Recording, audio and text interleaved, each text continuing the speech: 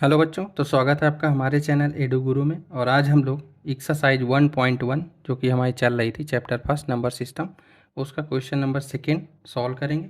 और यहाँ हमसे पूछा गया है कि अगर आपको कोई दो रेशनल नंबर दी हुई हैं तो उनके बीच की रेशनल नंबर आप कैसे निकालते हैं। तो यहाँ हमसे कम से कम 6 रेशनल नंबर पूछी गई हैं। ज़्यादा से ज़्यादा एग्ज़ाम में आपसे 5 और मिनिमम 3 इतनी पूछी जाएंगी, लेकिन अगर आप 6 निकाल लेते हैं तो 5 तो निकाल ही लेंगे। ठीक है, तो चलिए स्टार्ट करते हैं। देखिए, सबसे पहले ये कि बीच की रेशनल नंबर निकालने का क्या कोई फार्मूला है। तो हाँ, बिल्कुल है, क्योंकि मैथ है तो फार्मूला तो होगा ही होगा।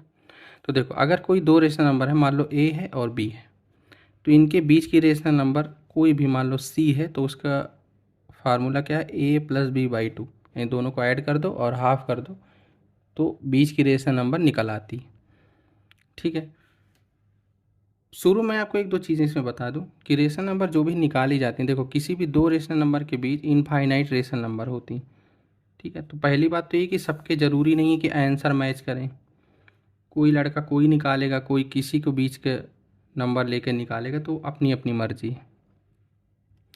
ठीक है, तो ये सी हो गया। लेकिन आपको एक रूल बना लो कि देखो, सबसे पहले तो जो रेशनल नंबर दी हुई हैं उनके बीच की एक निकाल लो, मान लो सी। फिर ये बीच की निकाल आई। आप क्या करो, ये पहली और ये बीच वाली, इनसे दोनों से एक निकाल लो, यानी ए और सी से एक निकाल लो डी, और सी और बी से एक निकाल लो उस ई। तो आपके नंबर कौन होगा, देखो ए है, बी है, बीच का आपने सी निकाला, ए और सी के बीच एक रेशनल नंबर डी हो गई, सी और बी के बीच हो गई डी। 3 रेशनल नंबर आपने आसानी से फाइंड कर लिया। अब बची आपके पास 3 और, या 2 या एक और।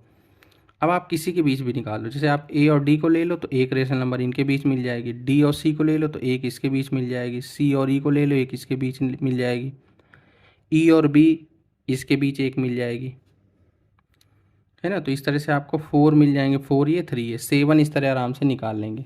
7 से ज़्यादा आपसे पूछा भी नहीं जाएगा। ठीक है, तो ये आपकी मर्ज़ी कि आपको ए और डी लेना है कि नहीं लेना है, डी सी लेना है कि नहीं, आप चाहे ई और बी ले लो, सी और बी ले लो, ये आपकी मर्ज़ी है। ठीक है ना। तो इसमें ज़रूरी नहीं कि आपका आंसर शीट से आंसर मैच करे, आप सोचो सवाल गलत है, ऐसा बिल्कुल नहीं। चलिए लगाते हैं। देखो, सबसे पहले तो फार्मूला लिख देते हैं, क्योंकि जो चीज़ लगाने जा रहे हैं उसकी जानकारी देनी बहुत ज़रूरी है ना। तो देखो, क्योंकि सवाल लगाने में ये नहीं होता है कि हमको सवाल आता है इसलिए हमने लगा दिया। सवाल लगेगा किस तरह, वो चीज़ हमको कॉपी में करनी होती। समझ रहे हो, एग्ज़ाम भी इसी बात का होता है। ये नहीं कि आपको सवाल आता है, आता तो है ही है, पर ऐसा थोड़ी कि उसमें लिख देंगे कि हमें हमें आता है तो लगा कर क्या करेंगे। लगाना आपको पड़ेगा। आपको वहाँ ये शो करना होता है कि ये सवाल ना इस तरह से लगेगा और हमको ये सवाल लगाना आता है। तो इसलिए सवाल जब भी लगाएं एकदम परफेक्ट तरीके से लगाएं, कोई लाइन गैप नहीं होना चाहिए, कोई चीज़ आपको गोल नहीं करनी कि बीच का एक लाइन लिखा फिर एक डायरेक्ट कर दिया। ये भले आपको आता हो, लेकिन एक एक चीज़ आपको लिख लिख कर करनी। अभी से आदत बना लेंगे ना तो बोर्ड तक 10 तक बनी रहेगी, तो उसमें नंबर अच्छे मिलते हैं। चलिए देखिए, सबसे पहले फार्मूला लिख देंगे। Rational number between two rational number, या नाम दे दें ए और बी। तो क्या फार्मूला होता है, ए प्लस बी बाई टू। ठीक है, ये लगाएंगे। अब सबसे पहली रेशनल किसके बीच निकालनी, 3 और 4 की। तो यहाँ पर यही लिखेंगे कि रेशनल नंबर बिटवीन 3 एंड 4, तो वो क्या होगा, 3 plus 4 by two, 7 by two. ये बीच की निकाल आई। अब बीच से और ये फर्स्ट वाली ले लेंगे, तो फिर यही लिखेंगे, rational number between 3 and 7 by two. तो क्या होगा, 3 प्लस 7 बाई टू, ऐड कर दो और हाफ कर दो। कितना आएगा, देखो यहाँ से 1 एलसीएम होगा, 3 टू जा 6, और प्लस 7 कितना होगा, 13 बाई टू, हो जाएगा 13 बाई 4, है ना। 2 जो है बाई 1 लिखेंगे, जब इसको ऊपर डिवाइड में जाएगा तो ये चीज़ इसके डिनोमिनेटर में आ जाएगी। अगला 2 निकल आई, रेशनल नंबर बिटवीन किसके किसके बीच, अब 4 एंड 7 बाई टू। सेम वही कहानी जो ऊपर की है। 2 LCM होगा 8 हो जाएगा, 15/4 आएगा। ये 3 हमने निकाल ली। जैसे ये समझो कौन कौन सी 3 आ गई, DCE वाली। अब इन दोनों के बीच ले लो, यानी A को और D को ले लो, है ना। अगर आपको समझ नहीं आ रहा तो कहीं पर भी आप रफ में इस तरह से नोट कर सकते हैं कि देखो एक पहले 3 था, फिर से 4 था, हमने यहाँ पर बीच में एक 7/2 निकाला, इन दोनों के बीच में 13/4 निकाला, इन दोनों के बीच में 15/4 निकाला।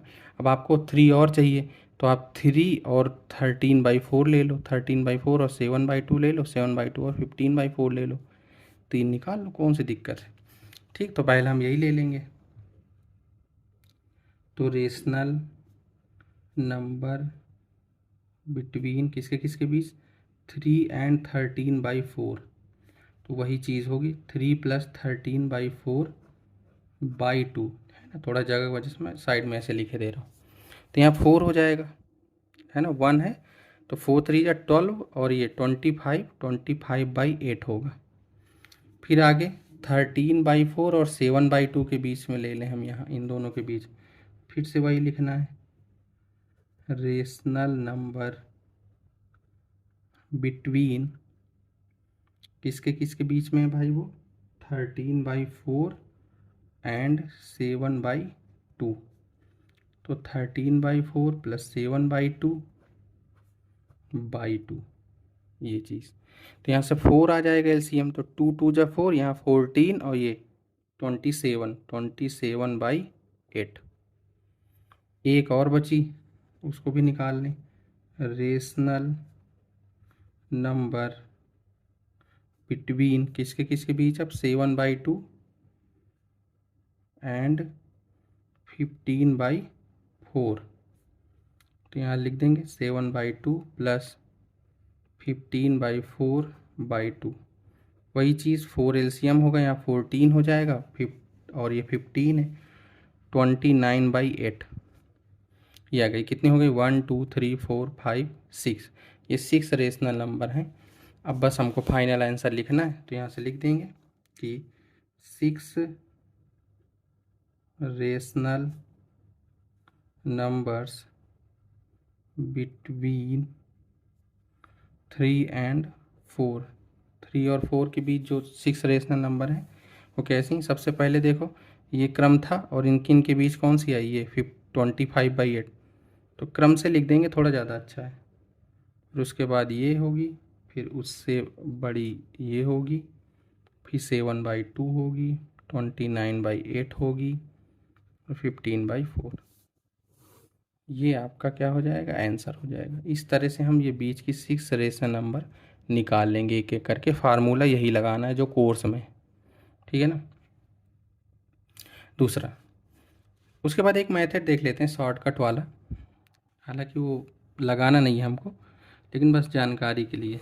देखो, जैसे अगर आपको 3 और 4 के बीच चाहिए था, तो चूंकि अगर इसमें न्यूमरेटर डिनोमिनेटर दोनों होता ना तो थोड़ा ज़्यादा आसान हो जाता है उसको बनाना, ऊपर 10 10 का मल्टीप्लाई कर दिया, जैसे भी आपका मन हो। तो देखो जैसे हम एक नियम बनाओगे, 10 10 का करना है, तो ये क्या हो जाएगा 30/10, ये क्या हो जाएगा 40/10, है ना। अब क्या करें, बीच के रेशनल नंबर है तो इनके बीच की कितनी रेशनल नंबर है, पहली 31/10, 32/10, 33/10, 34/10, इस तरह से ये सभी, ये आंसर भी सही है। तो ये भी इन्हीं के बीच की रेशनल नंबर है, ये भी आंसर सही है, क्योंकि होती इनफाइनाइट है ना, कोई भी लिख दो बीच की, बस होनी बीच की चाहिए। तो इस तरह से हम ये मेथड से भी इस तरह बीच की अगर हमको लिखनी हो कभी डायरेक्ट, तो इस तरह भी लिख सकते हैं, ये भी सही है।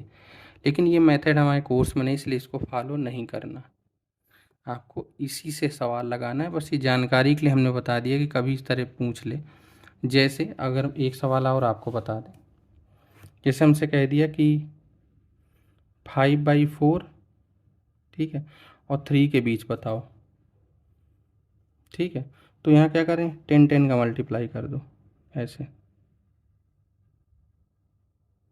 अब इसके बाद की लिख दो एक 51/40, 52/40, ये सब इसी के बीच की ही रहेगी, ये भी आंसर हो जाएगा सही। ठीक है, तो इस तरह अगर आपको डायरेक्ट इस तरह पूछ ले कभी तो इस तरह लगा सकते हैं, लेकिन अभी तो फ़िलहाल ये हमारे किसी काम का नहीं है, क्योंकि हमारे जो कोर्स में है वो ये वाला है। ठीक है, तो इस तरह से सेकेंड नंबर क्वेश्चन लगेगा जिसमें आपसे 6 रेशनल नंबर पूछी गई, इससे ज़्यादा पेपर में पूछी भी नहीं जाएंगी। ठीक है, तो ये था क्वेश्चन नंबर सेकेंड। अगले वीडियो में क्वेश्चन नंबर थर्ड लगाएंगे हम लोग। तब तक के लिए थैंक यू, धन्यवाद।